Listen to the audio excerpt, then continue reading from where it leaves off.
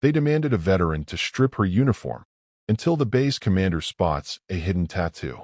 The sun hadn't yet climbed past the tree line when Eleanor Hale pulled into the visitor parking lot of Fort Braymore. Her old Ford truck, dusty and faded blue, creaked as she stepped out. A thermos of black coffee in one hand, a canvas bag in the other, she looked every bit the harmless retiree. Weathered jeans, plain gray sweatshirt, military cap pulled low. A faint limp ghosted behind her right step. She was here for her granddaughter's enlistment ceremony. Emma, 18, full of fire and ideals, had chosen the Air Force, not because Eleanor had ever suggested it, but because of the photo above her grandmother's fireplace. A younger Eleanor, flanked by men with rifles and desert eyes. No medals, no smiles, just dust and sun. Eleanor hadn't worn her uniform in years. Today she did. Navy khakis, old but clean. No rank on her collar. No ribbons. Just the seal, barely visible now, and a name tag that read E. Hale. The moment she stepped onto the base, she felt it. Eyes. Younger officers, unsure whether to salute. Recruits, whispering. One woman at the front desk asked if she needed help finding the spouse support group. "I'm here for the 0900 ceremony," Eleanor had said. Family of recruit Emma Hale. The woman scanned her ID, glanced at the uniform, hesitated. "You're not cleared to wear active duty attire, ma'am." Eleanor didn't answer. She simply looked at the woman. Calm, unblinking. A look honed over 3 tours and countless nights in places no one ever mentions. Later, she sat in the back row of the auditorium, unnoticed by most. She didn't belong to any regiment now. Her hair was gray, her shoulders narrow. Time had taken much, friends, muscle, even part of her hearing in one ear. But not her posture, not her silence. As recruits were called up, families clapped and phones recorded. Emma turned her head once, scanning the back, and found her grandmother. Eleanor didn't wave, just a nod. Emma smiled. Then came the voice. "Ma'am, I'm going to need you to step outside." A young MP stood beside her. 2 others flanked the aisle. Eleanor turned slowly. "Why?" "You're wearing unauthorized dress. The uniform is reserved for service members and active veterans in formal standing. Command says you need to remove it or leave the premises." Murmurs rippled around them. Emma turned, panic blooming in her eyes. The MP added, quieter, "I'm just doing my job." Eleanor stood. Her joints ached, but she stood without struggle. "I earned this uniform," she said. "Not on file," he replied. And then, she removed the cap. And underneath, just visible under the collar of her shirt, a faded tattoo, a trident. Small, simple, black ink. Not meant for show, meant for silence. A door at the side of the stage opened. A man stepped in. White hair. Dress blues. The base commander. He froze mid-step. Then his voice carried out like a crack of thunder. "Who told a Navy SEAL to strip?" The room went still. Not the kind of silence that politely follows an order, but the kind that hangs like tension in a cable just before it snaps. The commander's boots echoed down the side stairs, his stride direct and measured. He didn't speak again right away. He stopped just short of the MP who'd made the request, eyes sweeping over Eleanor with a slow, calculating precision. "Ma'am," he said softly, not with uncertainty, but reverence. Eleanor returned his gaze. She recognized him, not by name, but by bearing. His was a face she'd seen years ago, dirt-smudged and wide-eyed under the rotor blades of a Chinook in Afghanistan. Younger then. A second lieutenant, maybe. She'd been the one covering his extraction. "You're Hale," he finally said, more to himself than anyone. Eleanor gave a slight nod. The commander turned to the MP. "What's your name, soldier?" "P. Private Lasky, sir." He nodded once. "You're not wrong for following procedure. But this uniform is hers. Not because it was issued. Because it was earned. On operations your clearance level wouldn't let you imagine." He paused. Turned toward the small audience now watching with confusion and awe. "Some of you don't know what that tattoo means. Some of you do. It's not something you show off. It's something you carry when you've been where the government officially says you never were." Eleanor stood quietly, eyes on Emma now, who looked on, wide-eyed, hand covering her mouth. This woman led teams into zones I wouldn't send a drone into, the commander continued. She trained foreign operatives to rescue hostages before dawn. And when one of our Black Hawks went down outside coast, she carried 3 wounded men out under fire, then disappeared before anyone could pin a medal on her. Because she didn't want one. There were no cheers, no clapping, just silence. Then he stepped beside her. She shouldn't have been asked to leave. She should have been given a front row seat and a salute. Emma, without hesitation, made her way toward the back, pushing past a couple of surprised officers. She reached her grandmother and stood beside her, not out of pity, but pride. She faced the crowd, chin high. The commander turned to the young MP again. Escort her back to her seat. Private Lasky stiffened. Yes, sir. And when this ceremony is over, the commander added, quieter, you ask her how many languages she speaks. Then ask her how many of those are because she had to convince enemies not to kill their hostages. As Eleanor sat again, Emma gripped her hand. You never told me, she whispered. Eleanor just squeezed her fingers gently. Didn't need to. In that moment, no one saw a frail woman in an outdated uniform. They saw what she had been, what she still was. And somewhere behind them, in the shadows near the exit doors, a man in civilian clothes slipped out quietly. He, too, had a trident tattoo, and he was not smiling. That evening, the base was quiet again. Ceremonies had concluded, officers had returned to their quarters, and the buzz of military protocol faded into the hum of floodlights and the wind over the parade grounds. Eleanor sat alone on a bench near the monument wall. It was the kind of place most passed by on their way somewhere else, a wall of engraved names, lit by a soft glow that honored too much loss with too few words. She didn't cry. She never had at walls like this. Instead, she just stared, eyes scanning, not reading. Behind her, the commander approached slowly, hands behind his back, posture precise even in the quiet. You disappeared after cost, he said. Eleanor didn't turn. Disappearing was part of the job. He nodded, sat beside her, not too close. I requested your file once. Redacted to hell. Page after page of black lines. One name. Yours. Silence. Then Eleanor spoke. You were the young one with the broken comms. I remember your boots. New. Wrong size. He chuckled quietly. Didn't walk right for weeks. She finally turned, a hint of a smile playing at the corner of her mouth. You saved my team, he said. I did what I had to. That's what they all say. But most don't crawl back through sniper zones for the sake of a radio man they never met. Eleanor looked back at the wall. You weren't supposed to see that tattoo. I'm glad I did. She nodded slowly, thoughtful. They don't want us to be visible. Not really. Not unless we're in coffins or on stage with medals. That's why I stepped in today, he said. Wasn't just about you. It was about what they forgot. A long breath passed between them. They forgot that we didn't wear those uniforms because we liked the color, Eleanor said. We wore them because someone had to go. And we did. The commander's face grew solemn. You still carry it like you never left, he said quietly. I never did. From behind them, footsteps approached. Emma. Sorry, she said, slowing. Didn't mean to interrupt. You're not, Eleanor replied gently. Emma sat on her grandmother's other side, folding her hands in her lap. I called Mom, she said. Told her everything. Eleanor arched a brow. Emma laughed nervously. Well, not everything, but enough. She cried. Eleanor nodded. She always thought I just worked logistics. You didn't. I did. Sometimes. A pause. And sometimes, I did what couldn't be written down.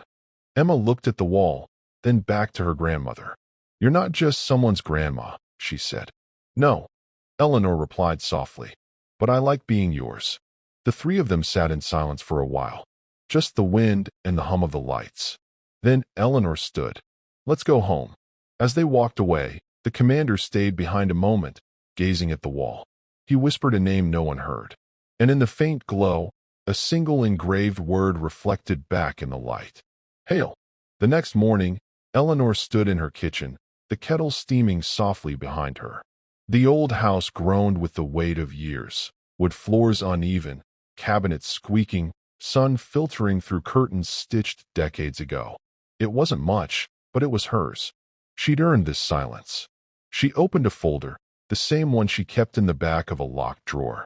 Inside were papers worn thin from time and handling. No citations, no commendations, just vague forms with heavy redactions, declassified headers, and one letter, handwritten in ink, folded in half. She didn't read it today. She never did anymore. Instead, she pulled out an old photo. Black and white, grainy. 6 figures in desert gear. No names, no smiles. She was the only woman. You'd miss her if you didn't know what to look for.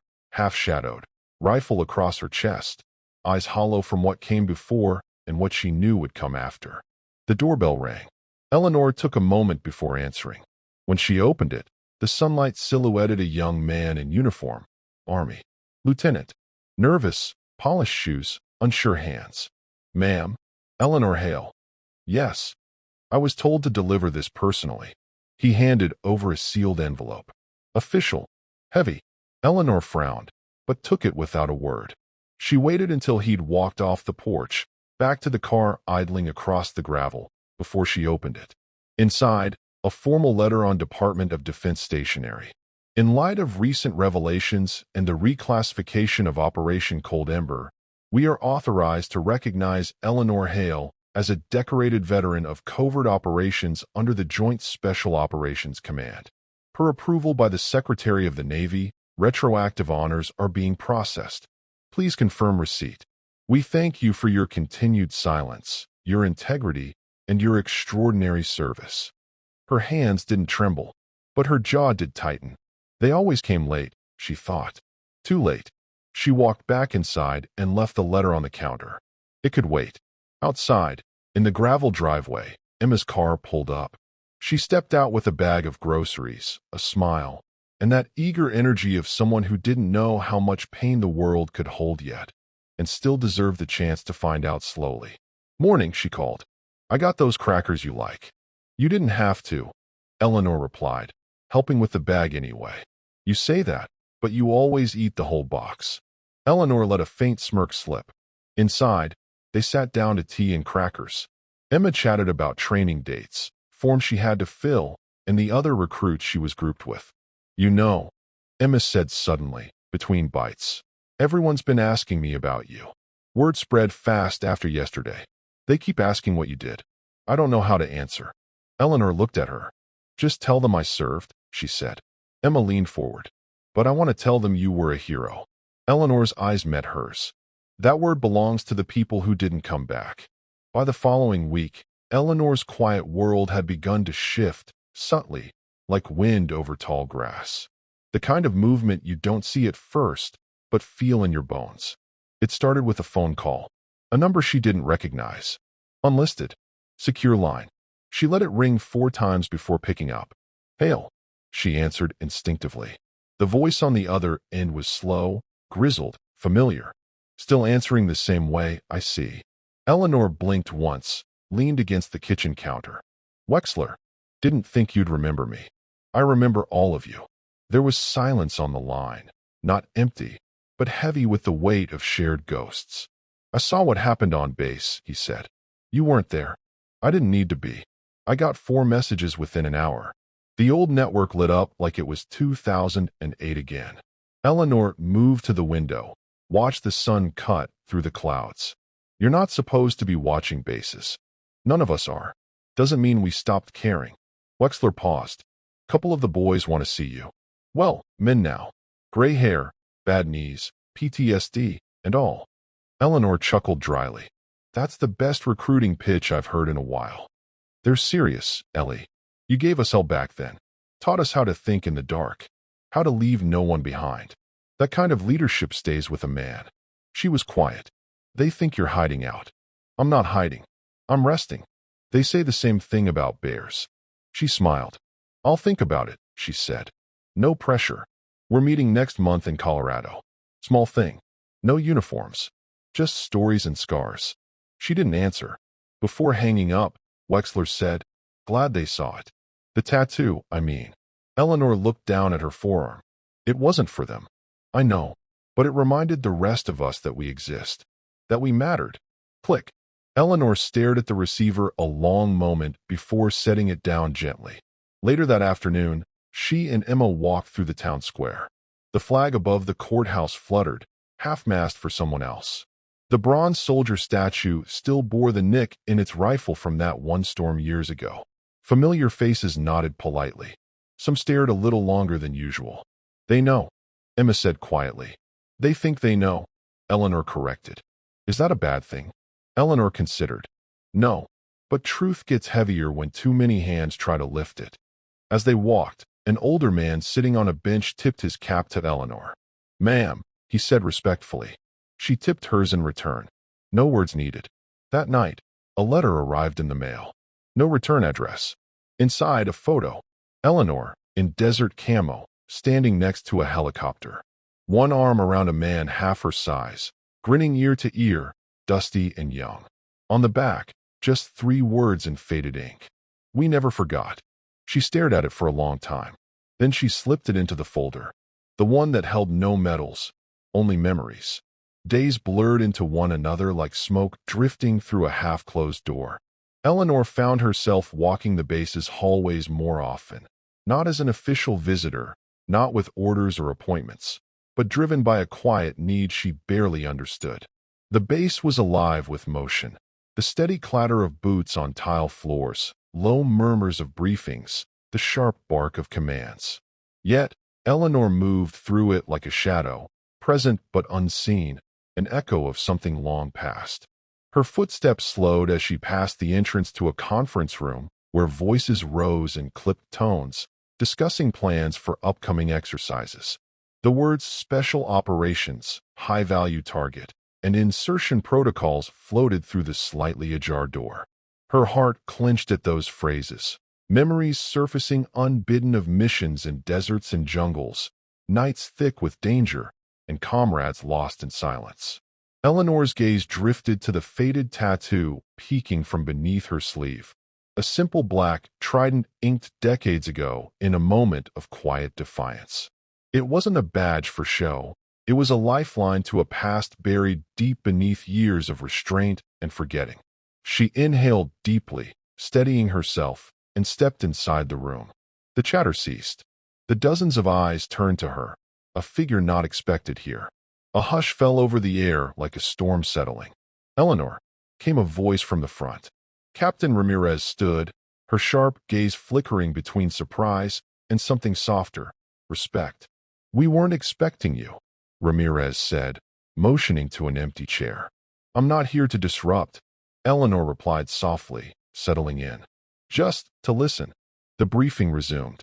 Officers outlined operational tactics, risk analyses, and emerging threats. All the language Eleanor knew by heart. But now, the words felt like echoes from a life she had left behind, from battles fought in shadows, from a younger self who had believed in mission above all else. She sat still as the younger officers debated the merits of new drone surveillance, the coordination of multinational teams, the cold calculus of strategy. When the meeting concluded, the room emptied quickly, except for Ramirez, who lingered with a thoughtful look. "You ever think about coming back?" she asked quietly, voice barely above the hum of fluorescent lights. Eleanor shook her head, a faint smile touching her lips. "I've carried enough weight." Ramirez nodded, understanding. "Sometimes the past carries us anyway." Eleanor glanced down at her sleeve, the tattoo's outline barely visible through the fabric. That moment on the base, when the commander spoke up, it wasn't just about recognition, Eleanor said. It was about respect. Respect for all of us who carry stories that don't make the news, who wear scars the world refuses to see. Ramirez's eyes softened. There are more of us than people realize. Veterans who walk invisible, bearing the quiet strength that keeps the country safe, even when the world forgets. Outside, the sunlight streamed through tall windows, casting long shadows across the polished floor. Eleanor's thoughts drifted to the faces of those she had trained and fought beside, men and women etched into her memory, some now strangers, others ghosts haunting battlefields and quiet moments alike. The base was changing, just as she was. But some truths endured, the unspoken bonds forged in fire, the resilience born from loss, and the weight of honor carried silently. Standing, Eleanor met Ramirez's gaze with steady eyes. "I'm not invisible," she said quietly, but with undeniable strength. And in that hallway, surrounded by the buzz of a world moving forward, Eleanor Hale claimed her place once more. Not as a shadow, but as a presence. The presence of every quiet hero who has ever been overlooked. The days that followed Eleanor's quiet return to the base were filled with subtle shifts, like cracks slowly widening in cold concrete. The news of her presence rippled outward through the ranks, carried by whispered conversations and knowing looks. It wasn't broadcast or announced officially, but the respect in those murmurs was unmistakable. At the commissary line, younger soldiers glanced her way, recognizing the weight she carried even without the polished medals. A few offered brief nods, small gestures packed with meaning. Eleanor accepted them with a quiet dignity that came from decades of learned restraint. One afternoon, as she waited for Emma outside the medical clinic, a man approached. Mid-40s, veteran's build, the kind of quiet confidence that suggests someone who has been tested. He introduced himself as Major Harass, a former member of the base's intelligence unit. "Ms. Hale," he said, voice low and steady. "I heard about what happened at the ceremony. About the commander stepping in." Eleanor nodded, setting down her bag. It's rare to see that kind of respect, especially in public. She looked at him carefully. "It wasn't about respect for me.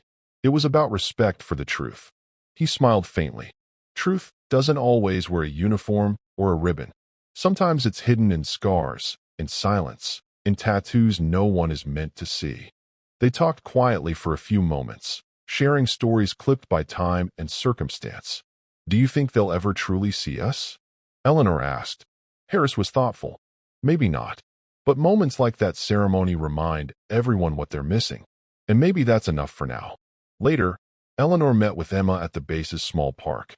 They sat beneath an old oak tree, sunlight filtering through leaves, casting dappled patterns on the ground. Emma hesitated. "Grandma, I've been thinking. I want to know everything.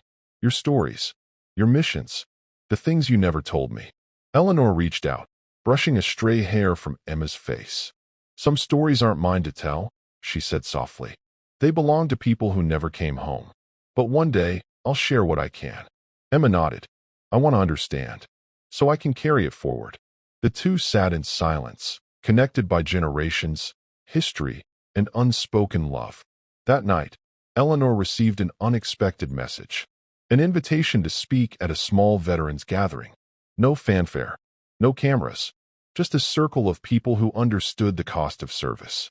She thought of Wexler, Ramirez, Harass, all pieces of a fractured network of warriors bound by duty and sacrifice. As she prepared for the gathering, Eleanor felt a quiet resolve settle in her bones.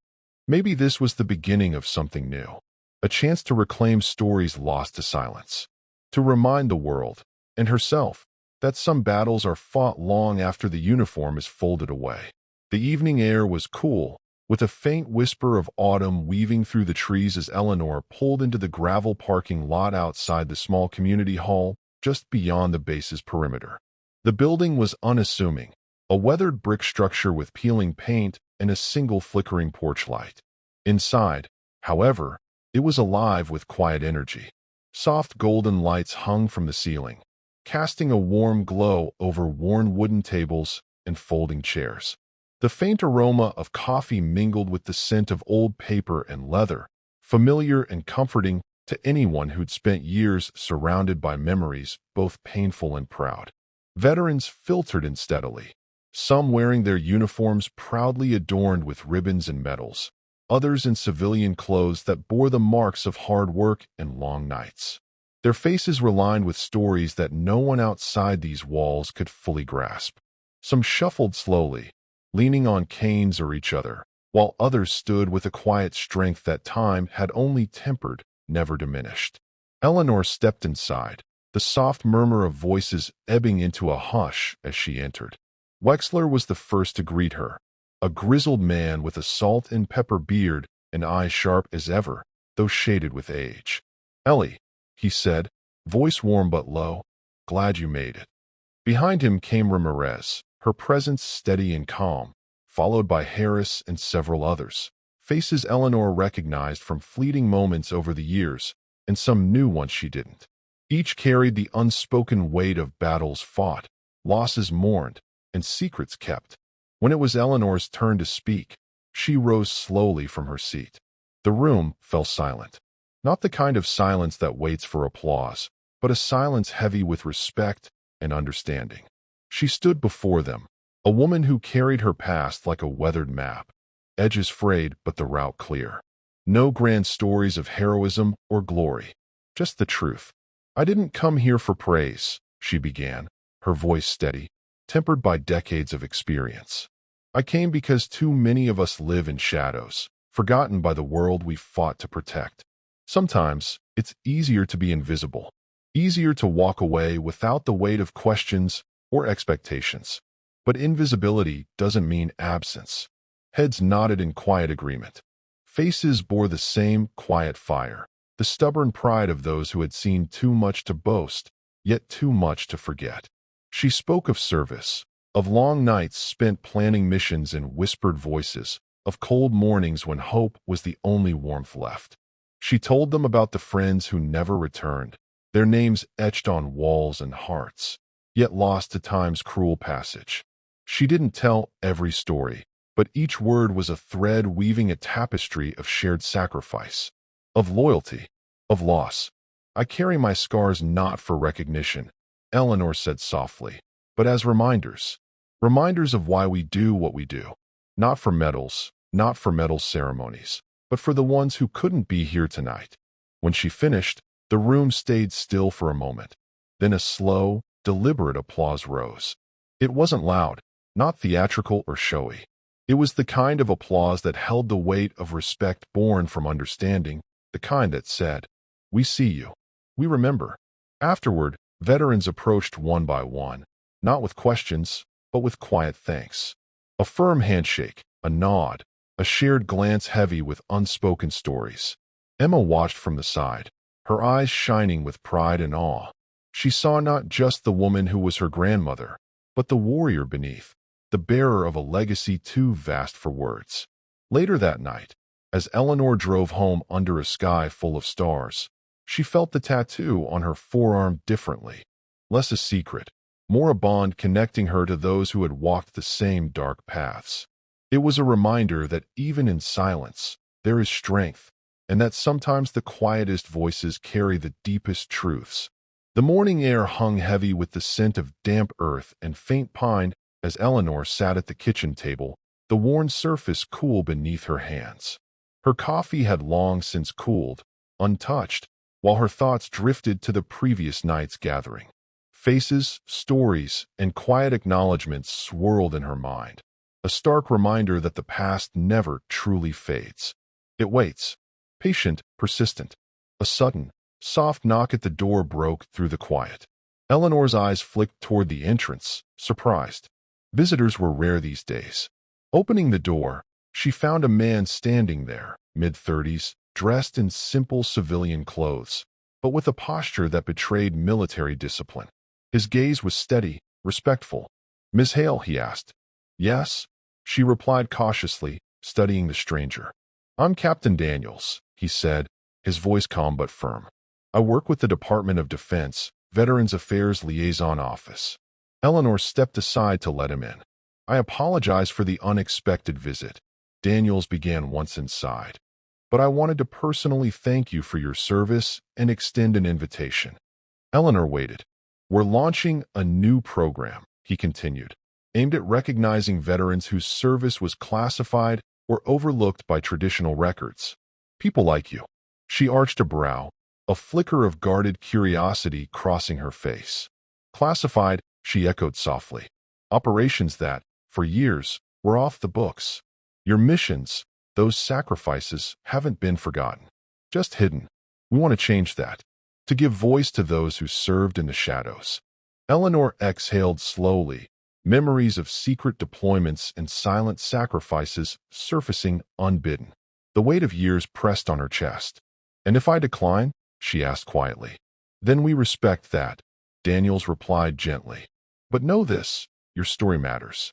Whether you choose to share it or not, it deserves to be acknowledged. She glanced out the window at the gray sky, the wind stirring the branches of an old oak. I'll think about it, she said after a pause. Daniels smiled, a mixture of understanding and hope in his eyes. I'll be in touch, Ms. Hale. And thank you for not letting the past be forgotten. As he left, Eleanor stood by the door, the quiet house suddenly feeling less still. The past was no longer a distant shadow. It was moving closer, demanding to be faced. Later, in the backyard, Emma found her grandmother staring at the sky. You're going back, Emma said softly, hope threading her voice. Eleanor turned, a faint smile breaking through. Maybe it's time. The days leading up to Eleanor's decision felt like walking a tightrope stretched thin over a canyon of memories. Each morning, she woke with the weight of 1,000 silent missions pressing down on her chest, and each night, the shadows in her quiet home seemed to whisper reminders of a life once lived in constant vigilance. Emma became her anchor, a steady presence with eager questions and boundless energy. She brought stacks of documents, newspapers, and faded photos, all promising to help Eleanor reconnect with the world she'd left behind. Yet, Eleanor resisted. The past wasn't always a place one could simply revisit. It was more like a locked door, one she held the key to but wasn't sure she wanted to turn. One afternoon, as rain began to tap gently against the window panes, Eleanor sat at her kitchen table, reviewing a folder marked Classified, Operation Cold Ember. The words blurred at the edges as memories surged forth. Desert heat, the crackle of radios, faces in the dark that never smiled, but saved her life. Her phone buzzed, a message from Captain Daniels. Simple and direct, meeting scheduled next Tuesday. Hope to see you there. Eleanor stared at the screen, fingers trembling slightly. This wasn't just paperwork or ceremony. It was stepping back into a world she'd deliberately left behind, a world where silence was both shield and prison.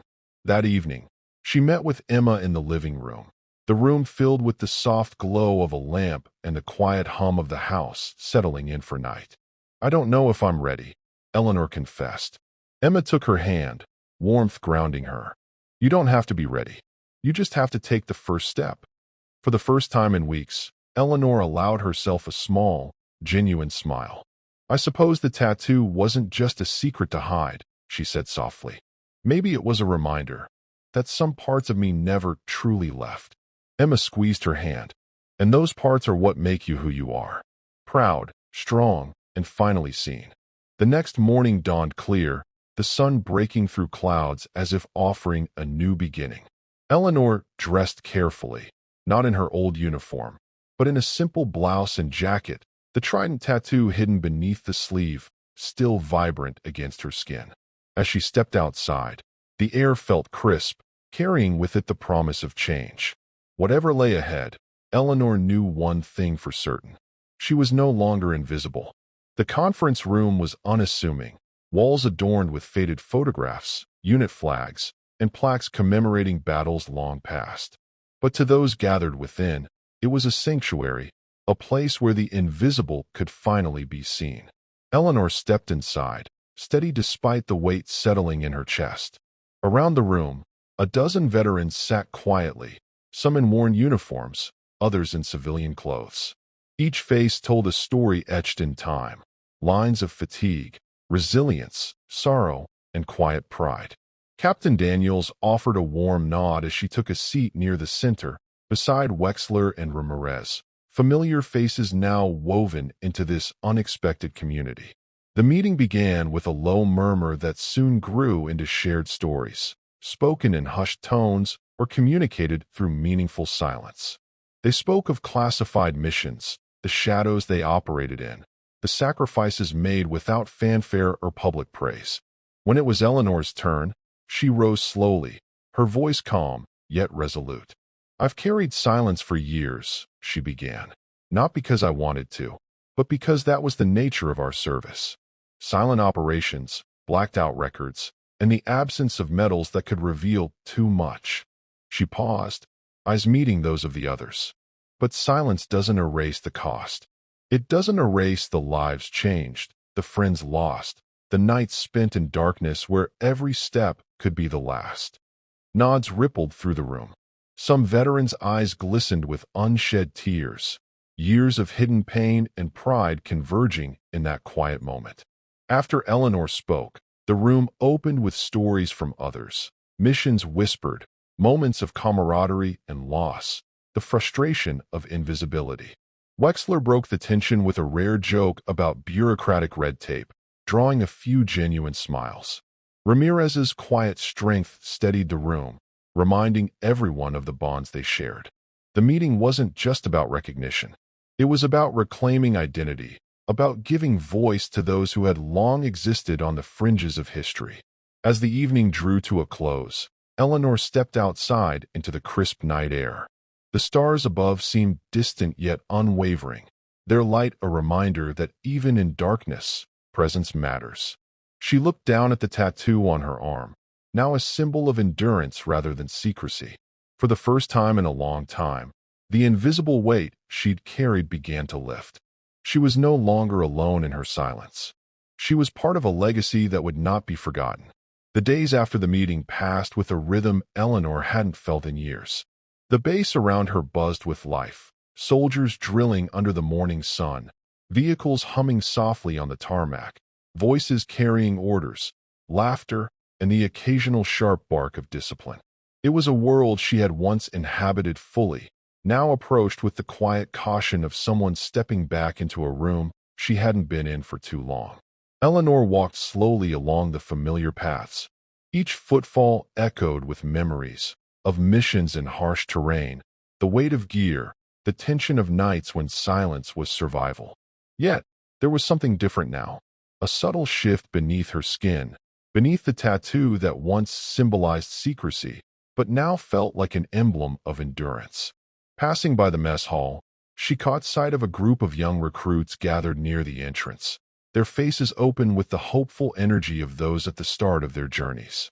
One of them, a tall, earnest-looking soldier, noticed her gaze and offered a tentative nod. Eleanor returned it with a small, knowing smile. It was a simple gesture, but in it lay a bridge across generations, a silent acknowledgement that the torch was passing, but the flame endured. Later that afternoon, she found Emma waiting for her on the front porch, hands tucked into the pockets of her jacket, eyes bright with pride and quiet curiosity. "How do you feel?" Emma asked softly.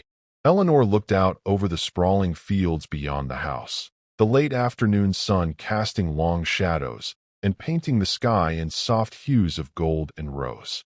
"Stronger," she said after a moment.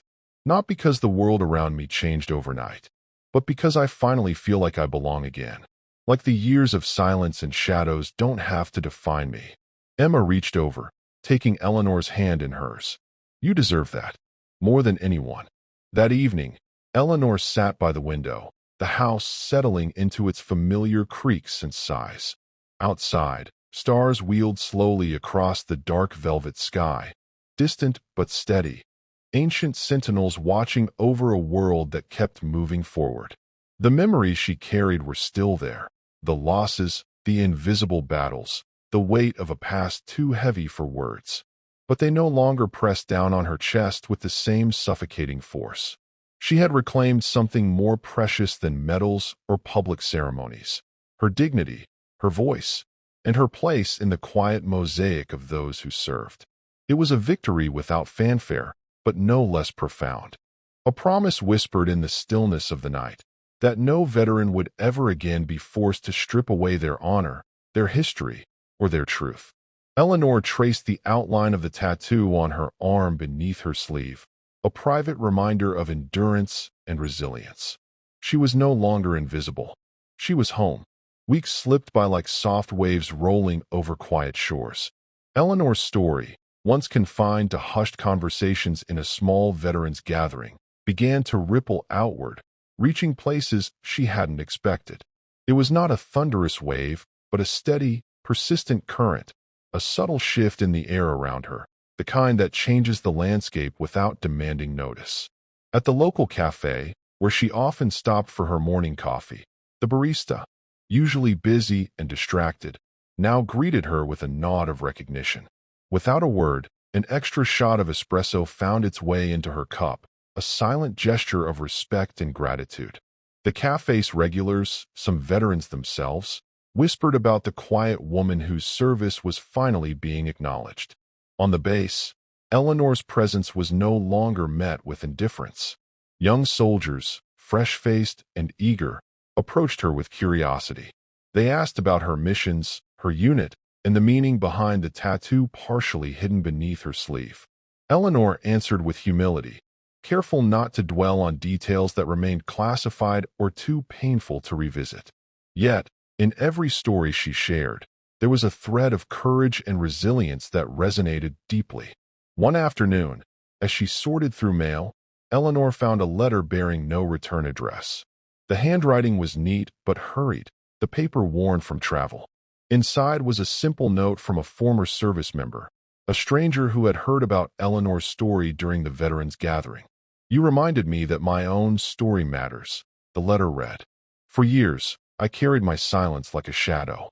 Your courage has helped me see that I'm not alone. Thank you for giving us a voice." Eleanor folded the letter carefully, her fingers trembling slightly. The connection she felt was profound, a shared understanding across the invisible lines drawn by years of silence and sacrifice. She placed the letter in a box filled with photographs, dog tags, and faded patches, tokens of lives lived on the edge of recognition. At home, Emma watched her grandmother with growing admiration. One evening, while helping Eleanor organize old photo albums and mission folders, she looked up with wide eyes. "You've inspired so many," Emma said softly. "Not just here, but out there. People who don't even know you personally."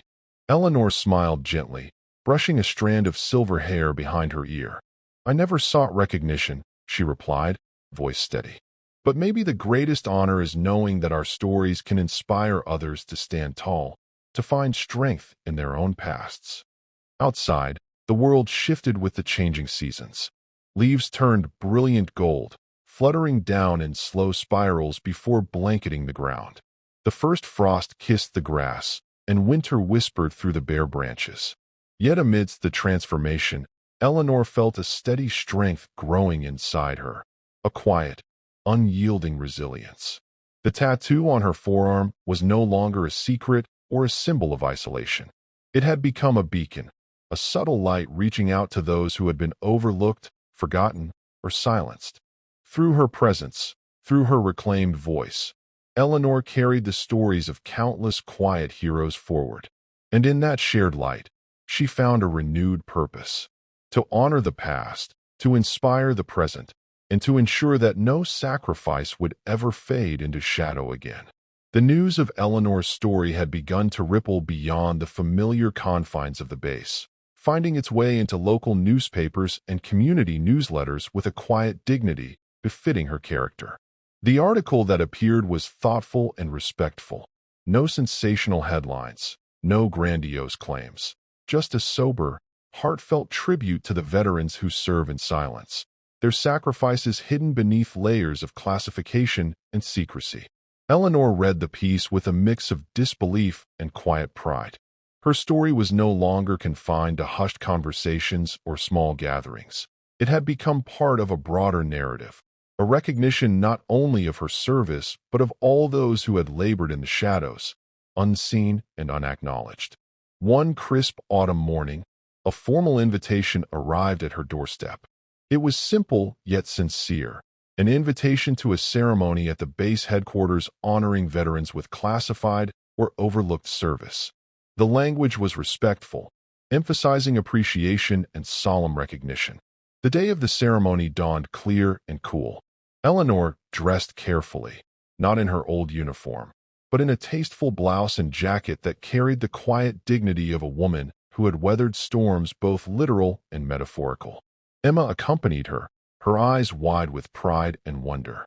As they arrived, the familiar faces of Wexler, Ramirez, Harass, and others greeted Eleanor warmly. There was no fanfare or grand spectacle, just a gathering of those who understood the true meaning of sacrifice and honor. The base commander, the same man who had once silently observed the tense incident that had threatened Eleanor's dignity, stepped forward to present the recognition. His voice was steady, clear, and carried the weight of sincere respect. "Eleanor Hale," he began, "for your unwavering dedication, sacrifice, and courage in the face of silence. Your service exemplifies the quiet strength and resilience that define our nation's finest." There were no thunderous applause or flashy displays, just a solemn nod and the presentation of a certificate, an emblem of gratitude from a nation that had long overlooked her contributions. Eleanor accepted the certificate with quiet dignity, her hands steady despite the flood of emotion beneath the surface. The weight of years, of battles fought in shadows, pressed down, but now it felt lighter, shared among those who saw and understood.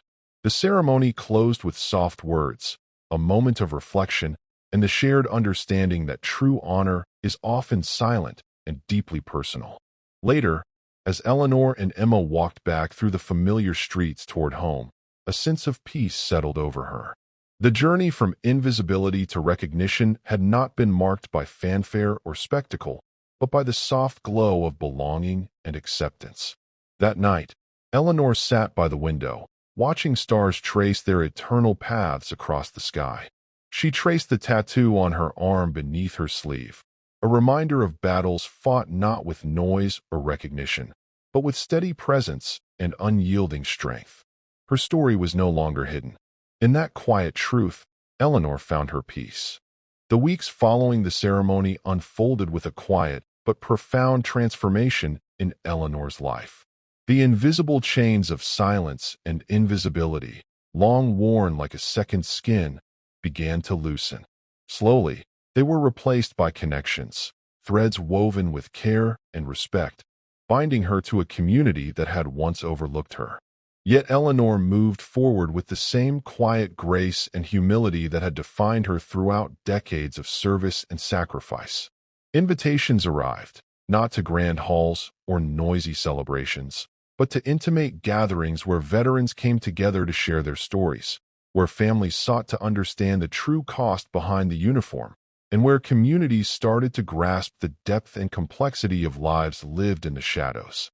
These were spaces of healing, respect, and remembrance, where Eleanor's presence was both a comfort and a symbol. At each meeting, she listened more than she spoke, but when she did share, her words were measured and filled with the kind of wisdom only time and experience can grant. She became a living bridge between generations, between those who remembered the weight of their sacrifices in silence and those beginning to understand what that silence meant. Emma stood faithfully by her side, eager and supportive. Together, they began the delicate work of compiling Eleanor's stories, photographs, letters, and mementos, pieces of a legacy that deserved preservation. This wasn't simply about history. It was about reclaiming identity, about ensuring that the sacrifices made in silence would not be swallowed by the passage of time. One evening, as they sat surrounded by boxes filled with faded photographs, worn dog tags, and yellowed mission folders, Eleanor's voice softened with rare vulnerability. "I never wanted the spotlight," she confessed, eyes tracing the edges of an old photograph of her unit. The quiet was familiar, safe in its own way. But if sharing our truths, our stories, helps even one person feel seen, then it's worth stepping into the light. Emma's eyes shimmered with pride and emotion. "You've already changed so many lives. Not just mine, but everyone who's heard your story." Outside, the sun dipped below the hills, painting the sky in rich hues of amber and rose. The fading light wrapped around Eleanor like a gentle embrace, a promise of hope and renewal. The future remained uncertain, as it always does. There would be challenges, moments of doubt, and times when the past threatened to resurface with its weight. But Eleanor felt ready to embrace whatever came next. Not as the forgotten veteran who had once been forced to strip away her dignity, but as a woman who had reclaimed her story with grace, strength, and an unyielding spirit. Her journey was no longer defined by silence or invisibility. It was a new chapter, a narrative shaped by courage, connection, and quiet victories. As twilight gave way to stars, Eleanor looked down at the tattoo beneath her sleeve, a symbol not just of battles fought, but of resilience, honor, and the enduring power of being seen. She smiled softly. Her quiet victory was just the beginning. Eleanor's story never unfolded in grand gestures or sweeping headlines. Instead, it grew quietly, like a steady flame illuminating a dark room, gentle, unwavering, and deeply enduring. As the years passed, the woman once hidden in the shadows of her own silence became a symbol, not just for veterans, but for anyone who had ever felt unseen, unheard, or forgotten. Her voice, once muffled by layers of secrecy and doubt, now carried weight. Invitations came to speak at local gatherings, veterans' halls, and community centers. She never sought the spotlight, but when she spoke, it was with the calm authority of someone who had lived through darkness and found light. Her words were measured, humble, and filled with the raw truth of experience. "I've learned," she told one crowd, "that honor isn't measured by medals or ceremonies. Sometimes it's found in the quiet moments, the sacrifices made without fanfare, the battles fought in silence, and the courage it takes just to keep going." Emma watched her grandmother with profound admiration. She saw the strength in Eleanor's steady presence, the dignity in every gesture, and the power in her reclaimed story. Together, they worked to preserve Eleanor's legacy, archiving letters, photographs, and mementos, ensuring the truth would endure long after they were gone. One chilly autumn afternoon, Eleanor was invited to visit a local high school. The principal introduced her as a veteran, a woman whose life was a testament to courage and resilience. The classroom fell silent as she entered, the air thick with curiosity and respect. She spoke not only of battles overseas but of battles fought at home, against invisibility, doubt, and silence. She shared the story behind the tattoo on her arm, explaining it was a symbol of the strength and brotherhood that had carried her through the darkest times. After her talk, as students filed out, a young girl lingered, shy but determined. She stepped forward and looked closely at Eleanor's tattoo. "Thank you for being brave," the girl whispered. Eleanor felt a warmth spread through her chest, more powerful than any medal or recognition. This moment, this connection, was the true victory. The passing of a torch from one generation to the next, a ripple of courage and dignity carried forward. Back at home, Eleanor often reflected on the long journey, from the shadows of silence to the quiet embrace of recognition. The losses, the sacrifices, the invisibility they brought, none of it vanished, but it no longer weighed her down. Her tattoo, once a hidden secret, had become a mark of enduring strength, a reminder of battles fought with courage, resilience, and grace. And as the sun set over her quiet neighborhood, casting long golden rays across the porch where she sat, Eleanor felt peace. A deep, lasting peace born not from the absence of struggle, but from the reclamation of her truth. Her story would live on, not just in official records or ceremonies, but in the hearts and minds of those she touched. Her voice, once silenced, would echo for generations to come. Her strength, once unseen, would inspire forever. Her legacy, immortal. Thank you for following this story. If you enjoyed it, please subscribe and share your thoughts below. Where are you watching from? Let us know in the comments. Stay tuned for more immersive tactical stories.